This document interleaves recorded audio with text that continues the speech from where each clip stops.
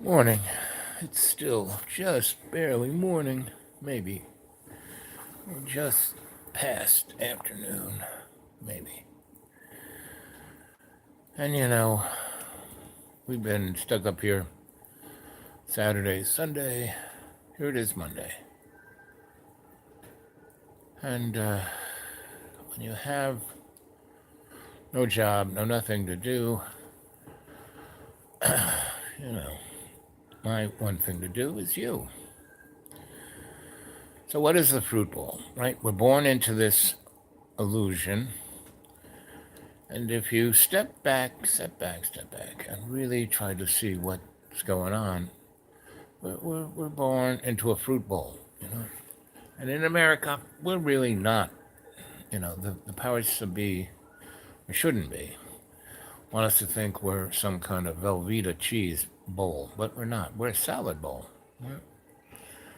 But if you step back from the salad bowl, you just see that we're all friggin' fruits, right? So you look at, before I get started, I look at the news feeds. I look at all the different feeds people are sending me to. Oh, you got to see this. You got to see this guy, this guy, this. Oh, look at what's going on over here. Ooh.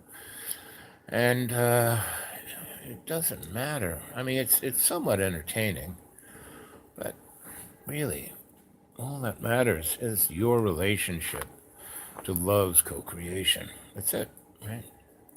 And if everything you do, in every day and every way, is within the context of love's co-creation, well, you can't go wrong, right?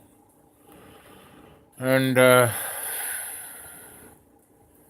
in the 70s and 80s, being in New York City, in all these different aesthetic groups, the artists of Soho, the uptown artists, the esoterics, the occults, the Theosophical Society, the Thule Society, the Bone Society, all these different groups who were just, they were the most, they were saving the earth, they were taking care of things. And I was involved with a lot, U.S. Psychotronic Society. I was involved with a lot of technical people, cutting edge technology. Oh, we're going to change the world. And again, this guy who was taught well to go back and look what, our ancestors did before we tried to say that we were really hot stuff. And pretty much I saw that, flying, so, go back into the Egyptian, Sumerian texts, the Mesopotamians, the Vedas, the texts from the tribal folk, the people who, the Mayan, the Inca, the Hopi, Lakota, Sioux, the Wallamajiri in Australia, the Hawaiian, the New Zealand, the African tribal folk. They all have the same stories, a little different syntax, but it's pretty much the same stories. So, we came from the stars. Someone made us. We were just basically slaves, and we were always in the midst of somebody else's war. And all the gods, the Greeks, the Egyptian gods, the Greek gods, the Roman gods, they're all the same, and they were all about petty disagreements. They were friggin' gods. Why are they so friggin' petty? And Christianity, if God's all loving, why is he so just, in the Old Testament, just killing everyone? Oh, you can see my scars pretty good, right? That's when my sister tried to kill me. When I had long hair, you couldn't see it, but, and, luckily she stabbed me there rather in my chest or someplace that was squishy. I got a hard head. Anyway, there's one of you, and it's so 5 minutes. One of you in 5 minutes. Right. So, so my morning chats, so started off because it was so pretty outside, and John did his long playing song, which was kind of pretty amazing. I mean, that guy just kept going and going with. He could rhyme. Yeah, I mean, he rhymed for about an hour. It's like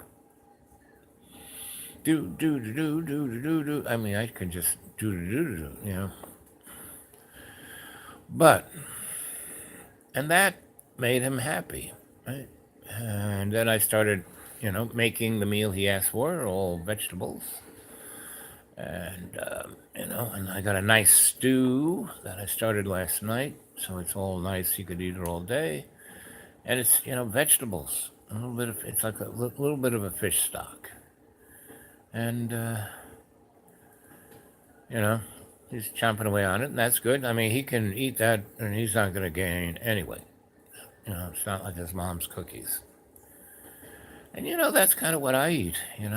Um, I have no real cash to buy food, so whatever few dollars, I buy some onions, and his mom, at least once a month, chomps a couple of bags, and she's pretty good. She leaves good stuff, vegetables, and even the canned stuff is good stuff. So, um, whatever few things I can buy, I always buy onions, sweet potatoes, then parsley, escarole, what other?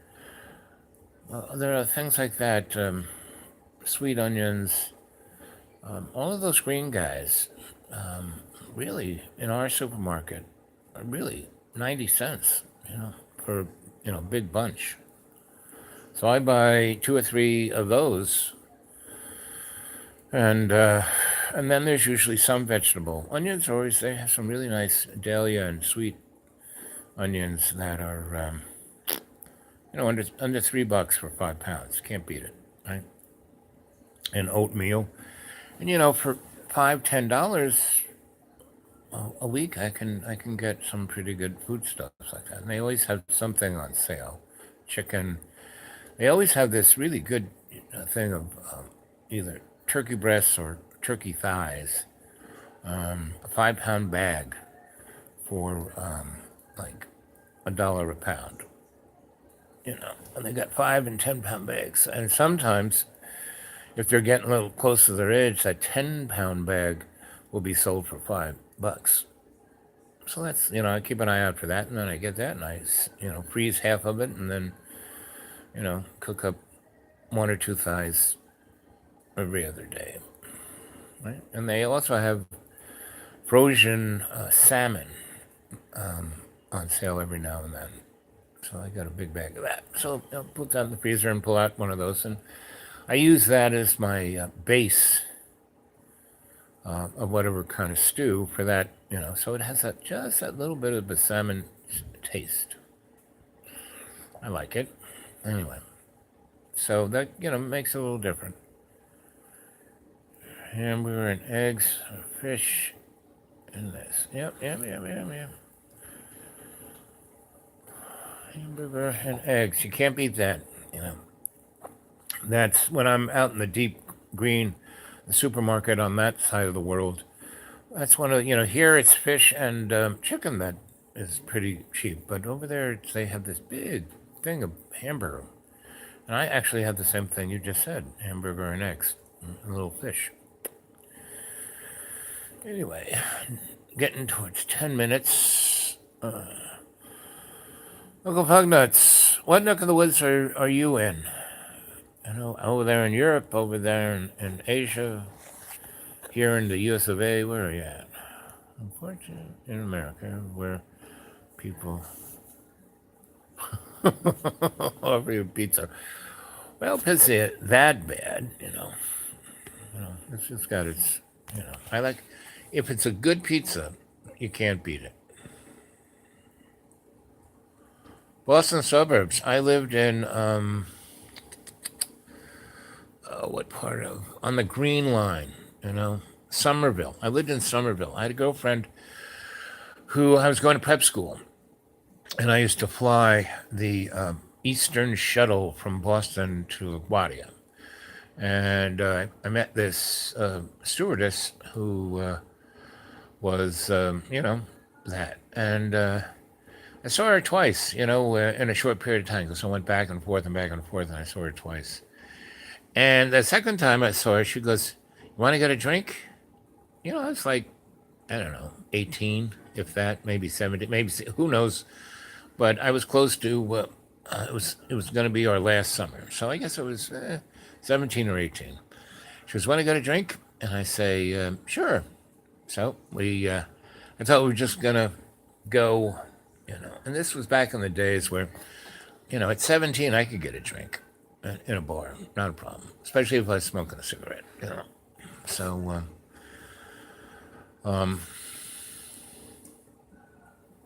she drove me to, we basically took some kind of convenience and got to Somerville, and we went into her place. I spent, it's Christmas vacation. I had like, 3 weeks for Christmas vacation. So the first 3 days, my parents didn't even know when I came and I went. That was one of the nice things about being the youngest and being, not around very much. Like I said, when I was about 6 or 7, my father, "Who are you?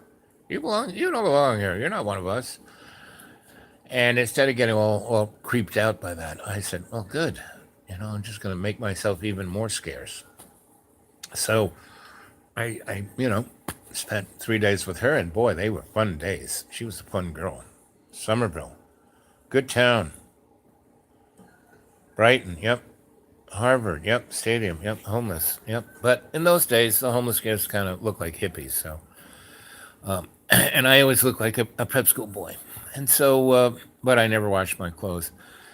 So she was a flower child. She wasn't a hippie. She was a flower child, and she made really good money. Just riding the Eastern shuttle, and they had this thing where she could fly anywhere, right? So that 3 days. So I go after Christmas, and there's nothing happening. And then I get, she calls up. She goes, "Listen, I got 2 weeks off. You have a passport?" I said, "Yeah, I got a passport." And I don't have one now, but I had one then when it was, good to travel around. And so she showed up, and my mom was there, and she dressed nice. And I said, "Oh, Mom, this is one of my teachers. She's going to take me on a trip, and I'll be back in about 2 weeks, right? It's no problem." "Oh, go ahead. Good. Have a good time, honey. Nice meeting you, ma'am." And so we went off to Kennedy, and we got with her little airline pass. We got 2 flights to Brussels, and first we stopped off at Gatway, and she had all of these great things. She could stay in hotels for virtually free, and she had a forever Euro pass plus one. And so for a week we went all over Europe, and she knew she had done this a lot, and so she knew all these great places. And this best person to travel with is someone who's been there and knows all the cool little places, so you don't have to spend all your time, right? And she had friends. We'd stay at friends' places, and they'd have cars. And I mean, that week was one of these weeks that was like changed my life, right? In that I realized that, just do it, just go for the flow, have a good time. She wasn't she was way fun, and the best, sex partner I ever had. I didn't have too many sex partners. Going to an all boys school, going to a seminary, but I had a few. It's pretty amazing that I haven't had as much sex as I had. And she was, I don't know, 24, 3, something like that, 17, not that much, but she was a woman, and she was a woman of the world, and she saved her money, meaning the place that she lived in Somerville, she actually frigging bought the building because it was one of those times when she was had a good job, had a good credit rating. She had borrowed a car when she was borrowed money for a car, and this where she was living, the landlord liked her and said, "Oh, I just want to retire to Florida," And so I think she bought this house in Somerville for like $25,000, and she had five, right? So the bank gave the other 20. She gave him five. Bingo, bango, right?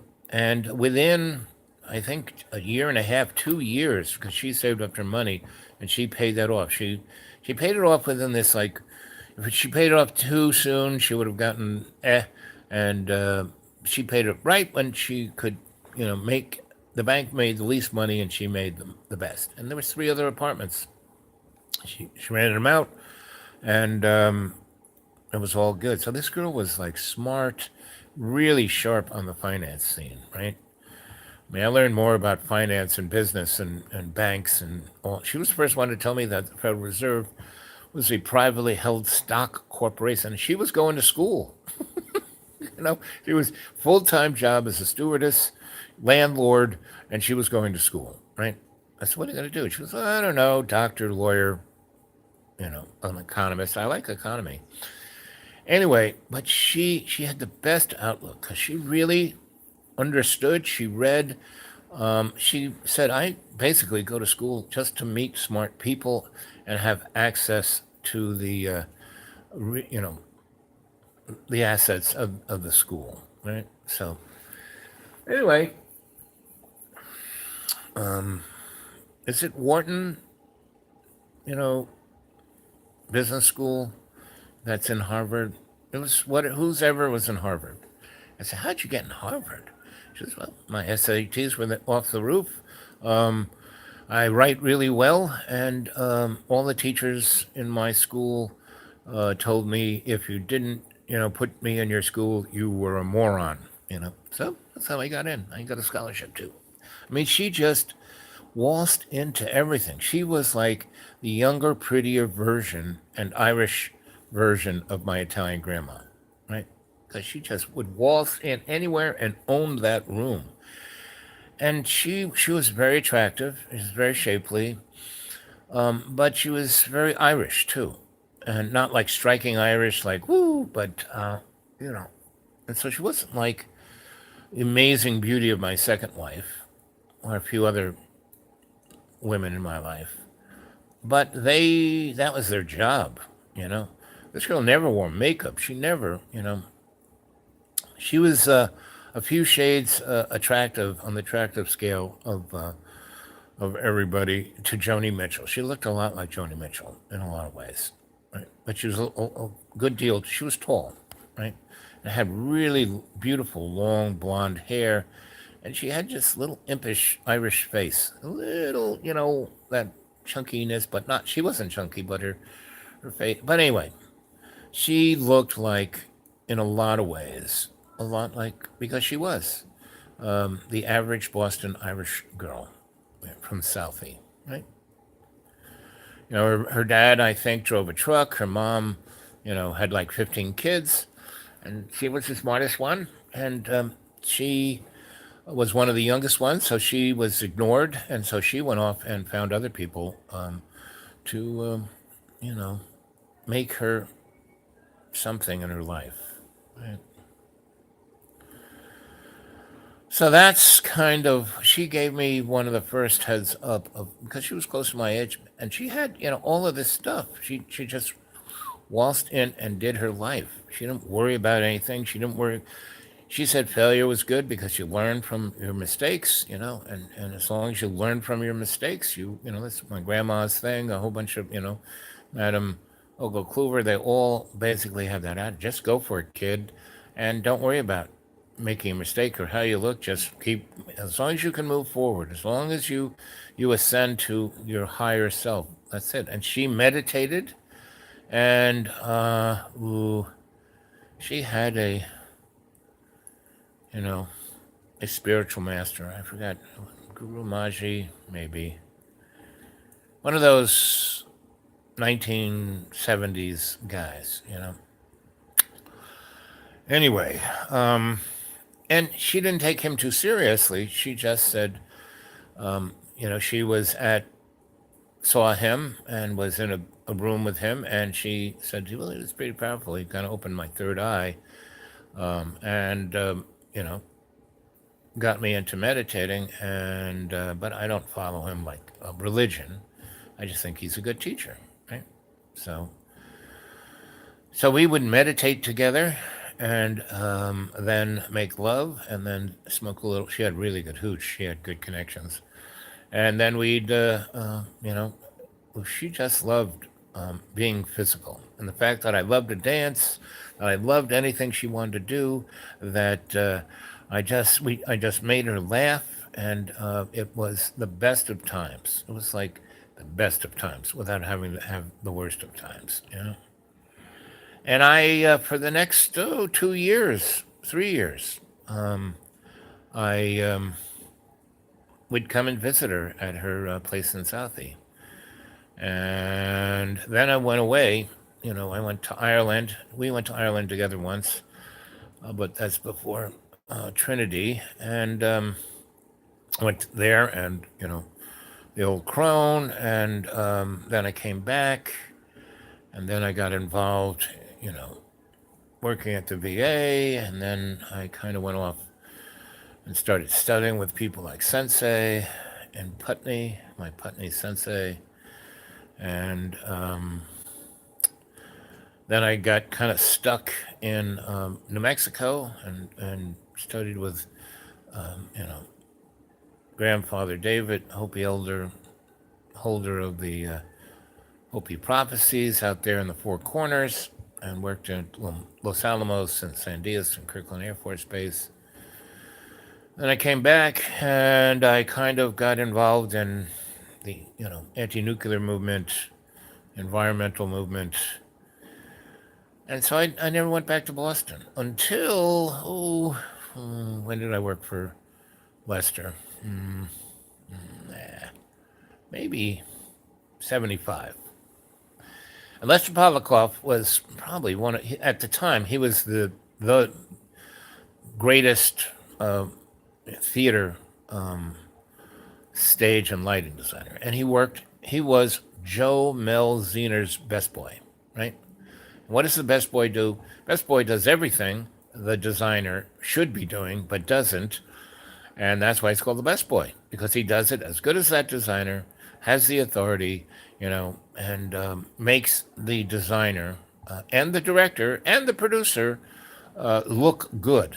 And so those three important people, the producer, the guy with the money, the director who's like vision, the artistic vision of the show, and the designer who makes the visual vision of the show.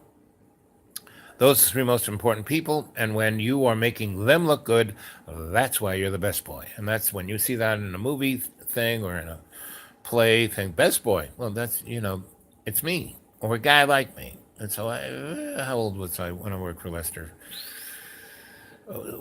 75. So I would have been almost 25. I was pushing 25. And I got this gig. So how I met Lester, I was working for Bob Goddard, who started Pig Lights and Joshua Light Show, which is at the Fillmore East. And everything that you see at a show today in rock and roll, Bob Goddard was the godfather of that. He was like the Joe Mel Zener of disco and rock and roll, big shows. And I was his master electrician. I was his ME. So I started doing that at around somewhere between 15 and 16, and between 14 and 16, and that's the story of Jimi Hendrix, right? And and also the Allman Brothers, right? So I was at the Fillmore East, and I was the master electrician. And next to the guy who owned it was Billy Graham. There was Chipmunk, there was Bob, and then there was me. And I made sure everything worked. There was a hum in an amplifier, I fixed it. If the sound system was sketchy, I take care of it. If the lights flickered, I took care of it. If the they had a real serious recording studio there. They had Studer 16 track with a Neve board, right? That's like a recording studio. It was a recording studio, and real high end mics. But the equipment was up on the top, thing of the way up there in the peanut gallery, and so from there down to the stage was a good 500 feet, and you can get a serious buzz in 500 feet of cable. So that was my job to make sure everything worked, nothing blew up, nothing caught fire, no one died. That was my job. And so out of Bob Goddard, he like the Living Theater, Theater for the New City, Herbert Berghoff, HB Studios. He was the designer for those guys. So I was their master electrician. I went into their studios, their theaters, and rewired everything. So Herbert Berghoff, he was like, I loved him. And he loved me. And Theater for the New City, that was George. He was great. He was a kind of Polish, Russian New Yorker. And if you ever watched, you know, Law and Order, he was one of their, he was a lawyer. He was the crazy guy. He was the victim. He was, he had a lot of roles. There were a lot of, character actors in that, and that was pretty cool because New York, if you wanted to become an up and coming actor, you went and got involved. There were a number of shows done in New York, and Law and Order is one of those that was ubiquitous. It was everywhere, right? So I worked for all those theater guys, and Lester, and that's where I met Marion Tulin, who was at Lincoln Center, and Juilliard. And so I became the ME at the Vivian Beaumont Theater, which was really beautiful, brand new theater. And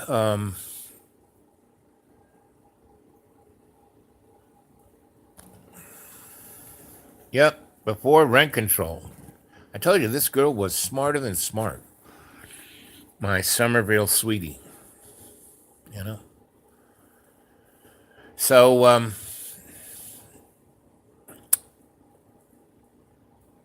kind of got into the drift of the theater world and Lester Polikoff, right? So Vivian Beaumont Theater. So it was built brand new. It was like one of the last things of the Lincoln Center footprint.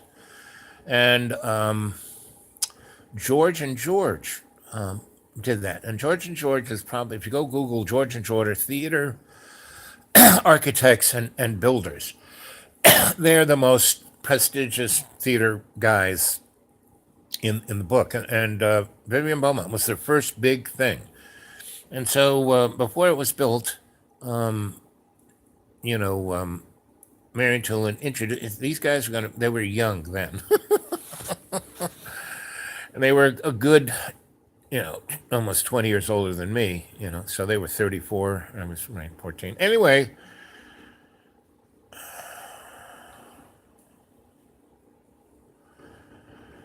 well, the other one was short and sweet, and pretty much I kind of have to do a longish one in the morning to get my juices flowing so the evening can be spectacular, right? Right.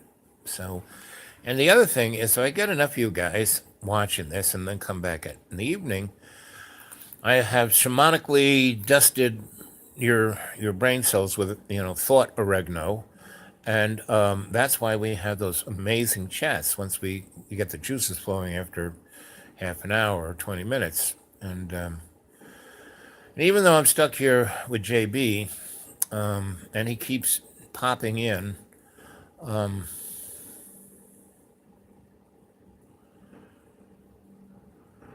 yes, exactly. Like I said, he's an amazingly talented guy. He's everything he does, he's really good at. If he only would relax and just do it and not worry. I mean, he came down, wanted to pick a fight, and I just didn't say anything, and it was too cold down here for him to stick around. So, you know, and the other thing is, I'm not going to be around John that much longer. He'll always be my friend, but there's not much more I can do. At a certain point, I'm just an enabler, and he's got a, he's got all the tools. I mean, there's three really good colleges around here. He's got, you know, degrees up. He's matriculated. He's got really good degrees in filmmaking and art, and he's got a master's degree and bachelor's degree at, the finest, and he's made three, major movies and gazillion YouTubes, blah blah blah blah blah. So he looks great on paper. It's just when he walks in the door that people get a little scared. But if he could just, I met, what's his name? He's the 1930s movie star, Archibald Leach. He came from London, and he was the smooth guy. What's his name? He made the movie Arsenic and Old Lace, and he lived till the 80s or 90s, right? And even till the day he died, he looked great. I mean, he had about four or five wives, and they were all like always 30 years younger than him, and he had kids with all of them, and they loved him all. He just kept on. And what was his name? Oh, it'll pop into my mind. Cary Grant. Thank you very, Uncle Fugnuts. You're the dude. Thanks for sticking in there with me. So I went to a dinner party, right? And there was a period when I was involved in the uber, avant garde, and I was doing performance art, and I had art studio and a gallery, and you know, I was Mr. Disco, all of this stuff. So I would be invited to these parties, and I'd bring my Tupperware, and the best ones. I said, okay, I'd like come with two suitcases that had Tupperware in it, and at the end, I would just load up and leave. And usually, I would meet some exquisite woman who just thought I was the coolest, cutest thing. So at least once a month, I would go to a party like that, right? It was a woman named Stephanie Shube who I built her loft in Soho. And if you guys ever saw Mary Hartman, she looked just like Louise Lasser. And this woman was nuts, like a fruitcake, but was like heiress to some gigantic fortune, right? She never had to worry about squat.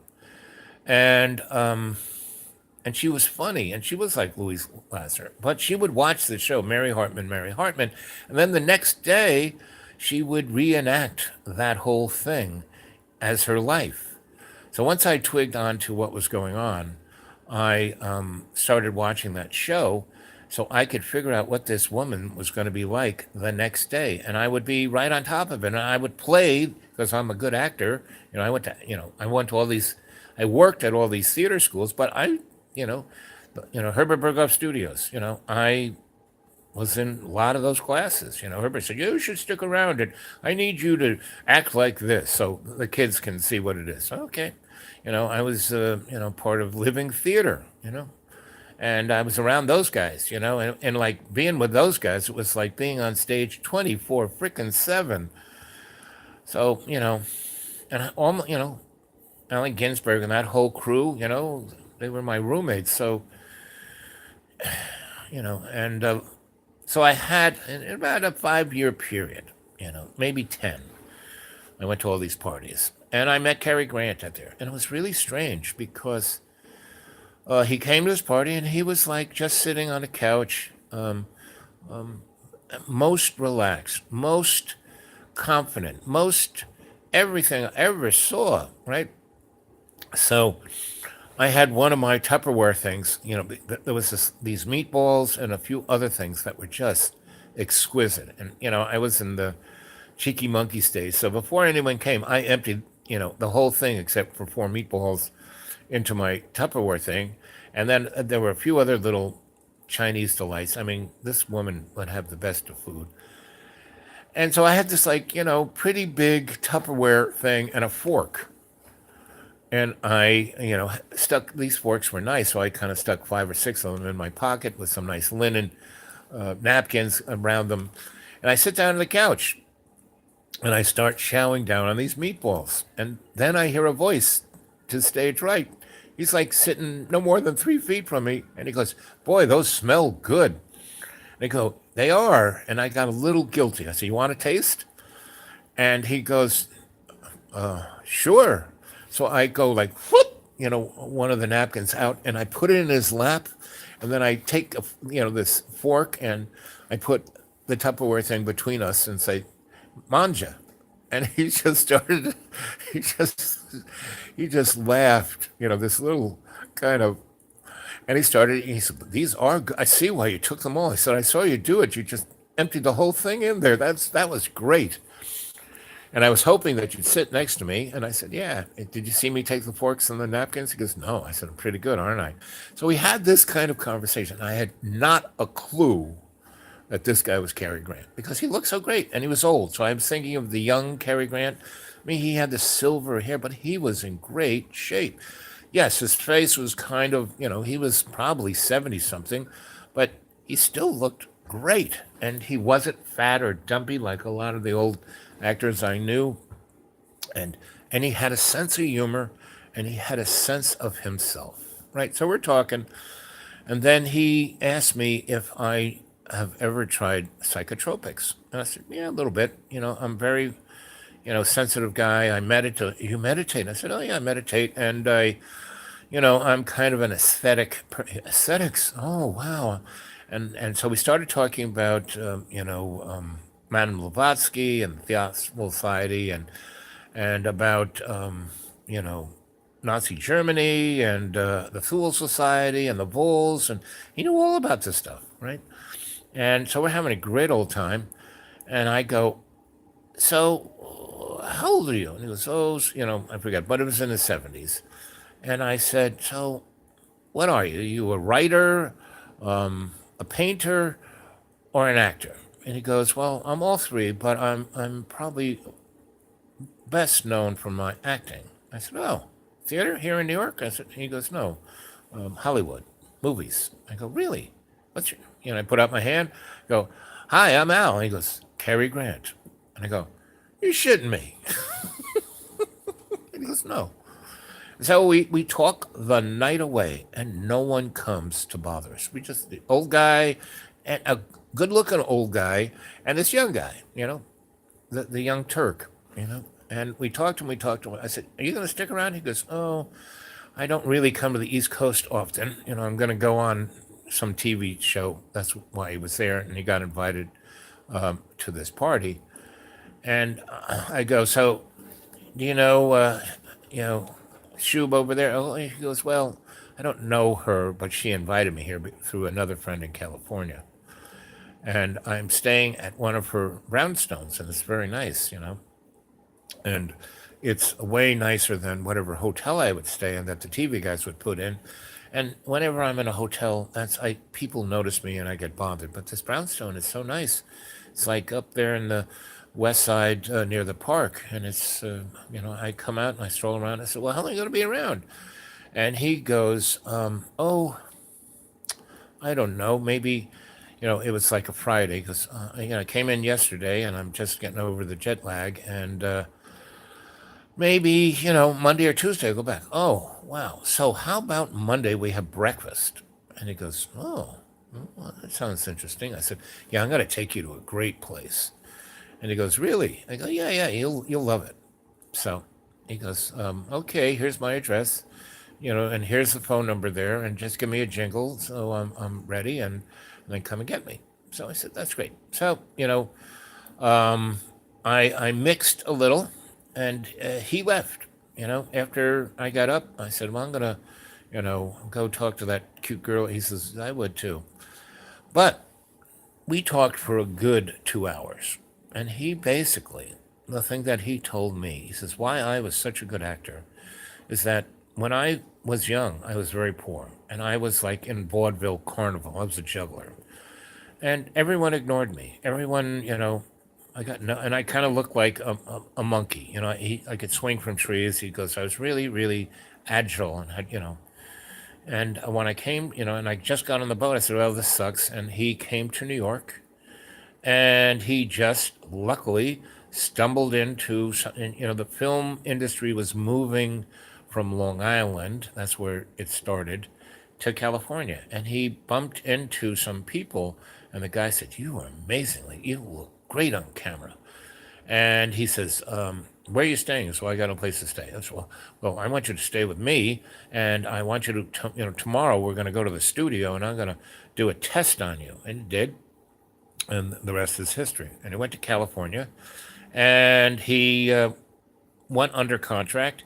And before he, someone in the studio, and this guy was an agent who said, "Oh, amazing," realized he was a blank slate, right? So they said, "Okay, before we even put you in anything, you're going to study theater. You're going to, but not the you have a good base for theater. Came from English theater. You're a juggler. You're this. You're that. Carnival guy. You can do a lot of things. That's good. But we're going to make you a movie star, right? And we're going to change it from Archibald Leach. We're going to change your name." Anyway, so he told me that whole story, and that he said that for at least 40 years from then, which was probably in the 20s or so, or up until the 50s, early 50s, he was still a blank slate in his psychology. But he got laid all the time. He had a lot of money. He was pretty good with his money, so he invested. His right. He was Mr. Timing. He was lucky to be found. He was lucky that the people who took them made him into a good product. He was lucky that he took his money and invested in it well, and he never went overboard. Didn't drink. He didn't do this. He lots of girls. And he was, and he liked everybody, right? He didn't. Oh, I'm Gary Grant, right? Because he was always Archibald Leach, right? He said that. But he said after, like from about 40 until, not his age, but 1940 to somewhere in the early 50s, he said he started to lose even Archibald Leach. He just kind of turned it into this kind of, and the only time he was really there was when he was a character in the film. And that's why he could be that character. And he always knew to be Cary Grant, but to be the character. And so we talked about that, style of acting, psychology. He knew the guys in England who started the Tavistock Institute. He kind of bumped into those guys through his shrink. And so he was a fund of information about psychology because he had gotten interested into it because he thought something was wrong with him because he had this kind of you know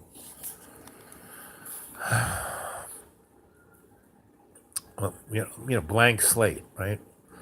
And so he went to different shrinks, and they all had different ideas. This kind of shrink, that kind of shrink, especially when he was in California, and he realized that he knew more about psychology than they did, right? And that they were nuttier than anyone he knew, and that he would just read books, talk to people. If he found a really good shrink, he said there are a number of teachers who were in psychotherapy that I found to be really great, right? But they didn't act like a shrink, right? And then he said in the early 50s, marijuana had always been in Hollywood, but it was musician thing, and he had tried it and he liked it a little bit, but it was no big deal. And when the alcohol prohibition, it was like less hassle to smoke marijuana than it was to drink. And he liked a little bit of wine or a little bit of whiskey, but he was not a big drinker. He said he didn't like it. It didn't do anything for him. It's very similar to me. I like the taste. I like that little warmth it gives you, but I have to drink so much to get a buzz that it's not worth it. And that's kind of what he said. But he said marijuana was nice, but he wasn't, didn't have to have it. It was, if he was with some people who had it, they'd smoke it, right? They kind of knew that he liked it, but he didn't have to go buy it or look for it or any of that, right? But he said when he met this one psychology guru or sensei or teacher or what do you want to call him, this guy said, "Let's try it. Let's." They went out to the ocean and to Malibu where he had a house, and they did a little LSD. And he said that was like the most amazing thing because he, in micro amounts, he said this guy just used teeny, teeny bits, and it was enough to make you feel, and to have that psychotropic thing without it going totally wacko. And a number of times, they just did micro amounts, and that was good. And a few times with this guy, he tried a little bit more just to see what that'd be like, right? And then as the 60s and 70s he kind of was part of that scene, but in a very, very discreet kind of way.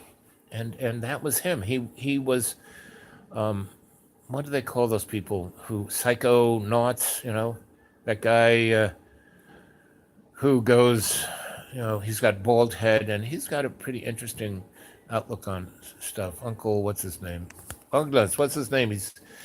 He goes on every, like the leak thing and Richard Dolan, and I've seen him on virtually everybody's stuff, and he does it from his house. He wears earmuffs and a mic right here, and I'm talking about that. Can you guys hear me? I'm not using my thing, and I'm not covering the microphone, right? I'm doing good. So in the days was clean and really strong micro dots. Yep. DJ. Yep. So so we talked about all of that, and that was really nice. So Monday comes around, give him a buzz, go over to his friend's brownstone over in the West Village, which was not West Village. It was like near Central Park on the west, right? And it was a brownstone. It was very nice. It wasn't on the park, but it was just off it, which was even nicer because the traffic sound. And it was, I don't know, 49th Street to, no, it had to be farther up. Oh, maybe 60th Street or 61st or 60, somewhere like that. But, between Central Park West and Broadway or whatever the next big avenue is that way, towards Lincoln Center, right? Well, anyway, towards Lincoln Center, there is a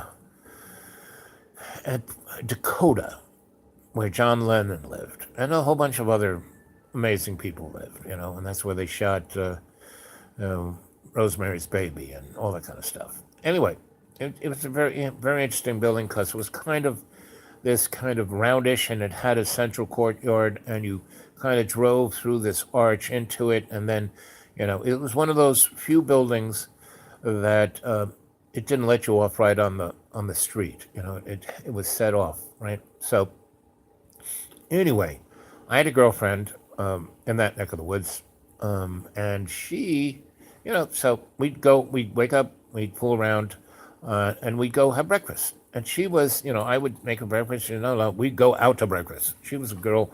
Let's go out to, on Sunday we would go to that place that was in Central Park and have brunch, or we'd go to the Waldorf and have brunch. Because again, she was a good 10, 15 years. She had a really good job in advertising. She had the money. I was her pool boy.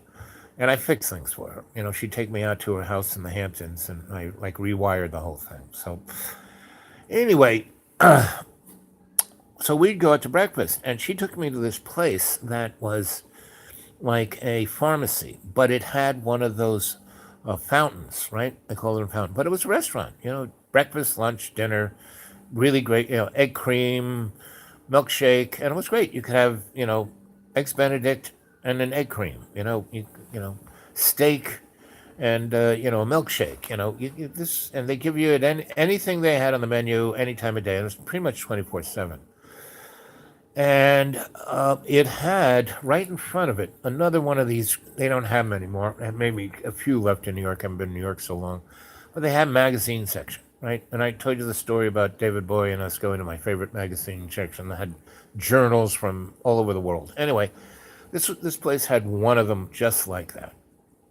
And the guy who owned the pharmacy was a big reader, so he had his news rack that you couldn't buy the stuff. You want to buy it, go out there, but you could read it, while you're having breakfast. So I'm a big fan of that. So is my girlfriend. So anyway, this becomes when I'm uptown at her neck of the woods. This is where I go at breakfast. I have my downtown breakfast spots, but this is my uptown breakfast spot, right? Because it's really great food. Really, the guy who owns it is great, smart, comes around and talks to everybody.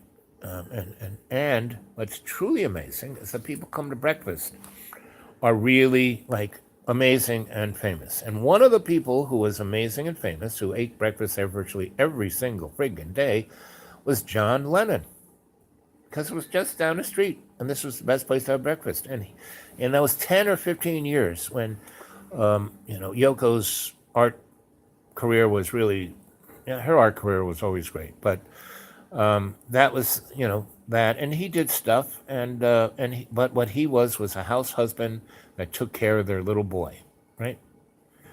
So Sean, so he, was in the stroller. He was always with him, running around that, right, for the 3 or 4 years that I was with that woman in uptown, you know. Anyway, so I take Cary Grant to breakfast, and who is there? There is, John Lennon, some musician friends of his, some theater folk. What's her name ate there all the time? Mia Farrow. And Woody Allen was too nervous to go in, right? He was like John Birmingham, Woody Allen. And so Mia Farrow, I love that girl. She's one of the best actresses. She was amazing. I saw her in a lot of things, and who else was there? There were a bunch of others, and Mia Farrow knew our my friend there, and Carrie, and Carrie, So there we sat along. There we are along, the counter, and I'm sitting with all these notorieties, and we're talking about everything. And John Lennon, I knew him relatively very well. I mean, he was like my breakfast chum. I mean, we didn't hang out or stuff, but he knew other people I knew, and I would go to parties that they had, and he'd be there at parties that he'd have, and he had a really nice place in the Dakota. Anyway, so that's my Cary Grant story.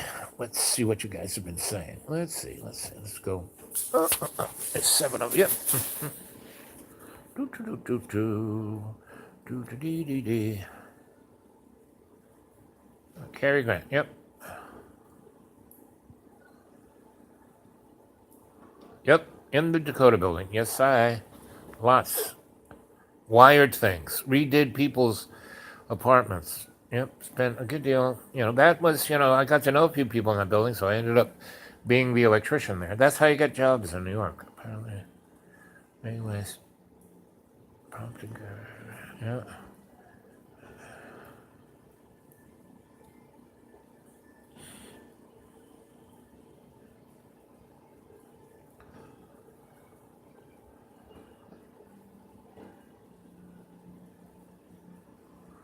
Dawn meditation.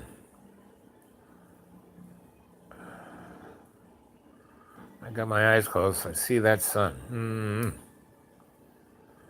Good morning. Good morning. Good morning. Good day.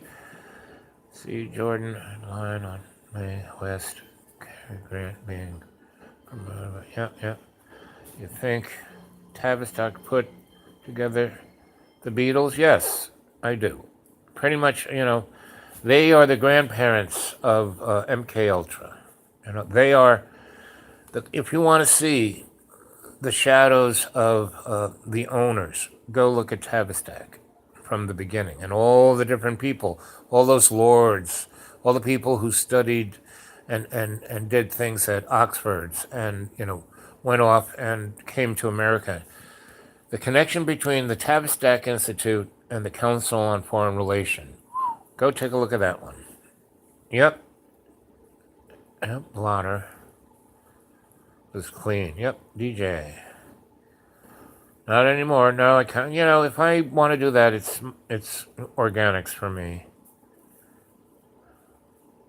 Poached eggs, yes, eggs Benedict, my favorite. Poached eggs on anything is amazing. Poached eggs on a banana split.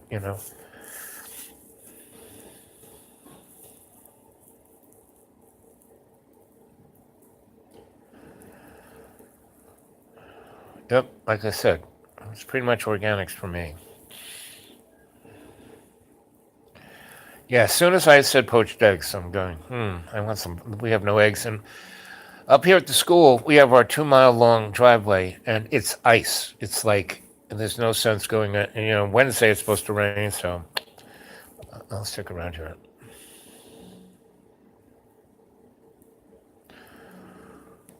Yep, that's me. Yum. Al was a pool boy 40, 50 years ago. That's right.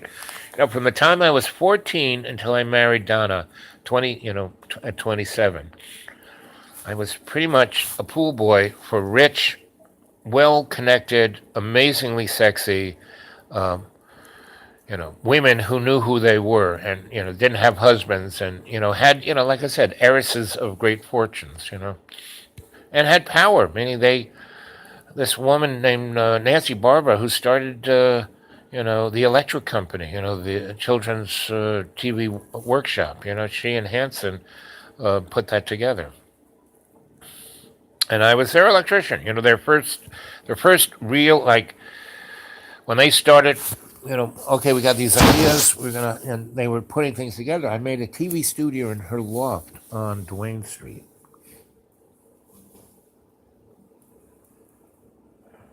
Ooh, French pea soup, red lentils. Mm.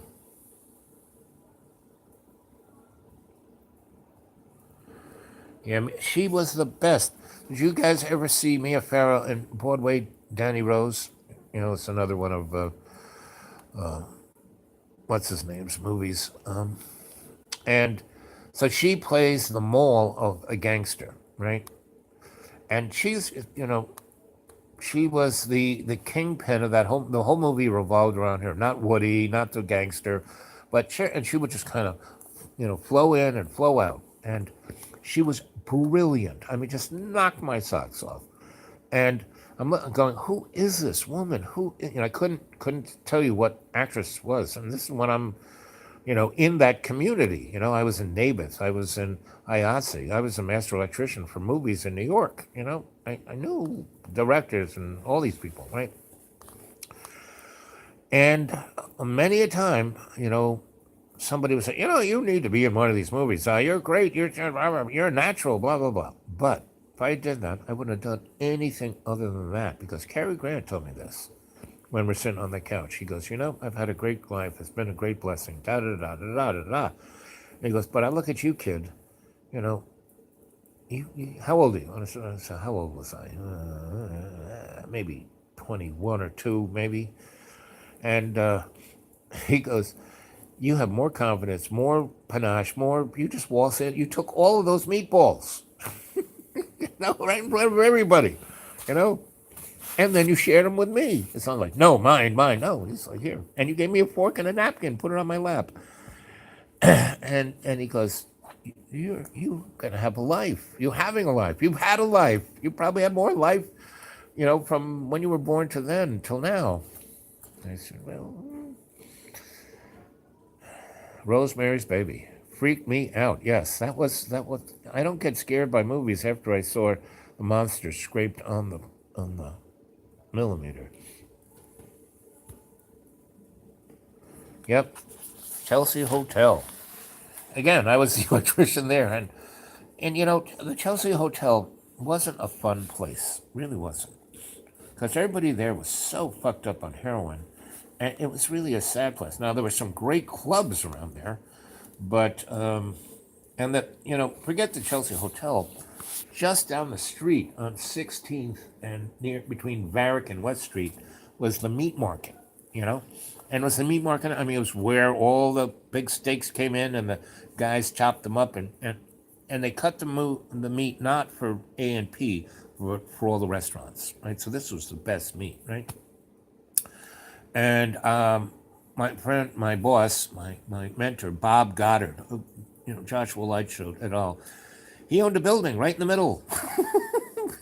you know, he got it. He's fixing things for somebody when he was my age, and you know, somebody said, "Hey, why don't you buy this building? It's falling down, and I don't want it anymore."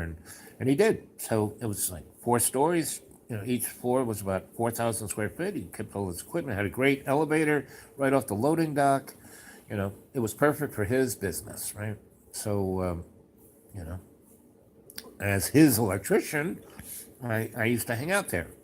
And there was a floor that the pigeons were in, and the roof leaked, and he just had one of my jobs. When I worked for him before there was somebody else. Before I was like the indisputable number one. XO, the master electrician. I used to have to empty the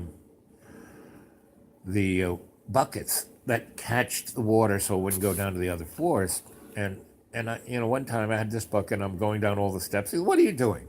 I go, "I have to throw this." He goes, "No, no, no." So he basically, takes one of the buckets has water and he yells, and the windows are like got holes in them and missing glass, and he yells out the window, "Air mail!" And he throws the water out the window, right? And then you hear the splash and the guy cursing. And he goes, "And the toilets downstairs." I go, "Yep." "Well, they do the same thing." I said, "What?" He said, "Yeah, there's no septic in the building." So I had the pipe going out the back into the alley, from the second floor. Like, what? And that's how London was in the 18th century. Anyway, so I said, "Listen, why don't I fix?" And this is when I was like doing lofts, and I didn't have another loft to go to. I said, "If I fix this up here, you know, can I live here?" He goes, "Sure, sure, sure." I said, "Not only that, I got to put a septic line. I'm going to figure out how to make this place habitable." He goes, "Okay." And I did. And so I, lived in that neck of the woods. And, that hotel that you were talking about in the West Village, what'd you say? Where is it? Andy Warhol's, Chelsea. Yep, the Chelsea Hotel. Chelsea Girls. Yeah, that was a good movie. Again, I wired Warhol's factory. I was in the electric supply store that was just across the street. His business manager or whatever. "Is anyone here an electrician can fix your head?" Blah blah blah. And the guy wanted to say, "This kid here." And I had my little tool bag with me and went in there. And Andy had these, when you do silk screens, you have to like heat them up, or burn them in or whatever they do. And that was taking like 40 amps. And he had all these Klieg lights, battery low. Okay. Guys, the battery's low. So, we have to go upstairs. Okay. You know what? Let's see. So tonight, right? I'm gonna sign off here, right? So tonight, go through, all of these things are chats are on Dreamy Dreamland with Sensei Up. Thumb through a few of them, and because every time I do this, I bring in you know, a kind of shamanic energy. I mean, I meditate and I bring in a shamanic energy into you guys before you even show up. And that's why these chats are pretty amazing, and each one has got its own specialness. So I want you guys to try that, right? To go in state, go into your Akashic record, look up shamanic energetics and see what you get from that, right? And then let's talk about that. I want to start. I'm your sensei. I'm feeling a little, I need to be, I teach everything, right? You know this, but I want to be more focused instead of this stream of storytelling. But, I'm a griot, so that's one of my tools is to tell these stream of consciousness stories that you guys go, oh, okay, okay, okay. So I'm going to sign off right about now. 1, 2, 3, 4. I love you guys. I'll see you tonight, 7 p.m.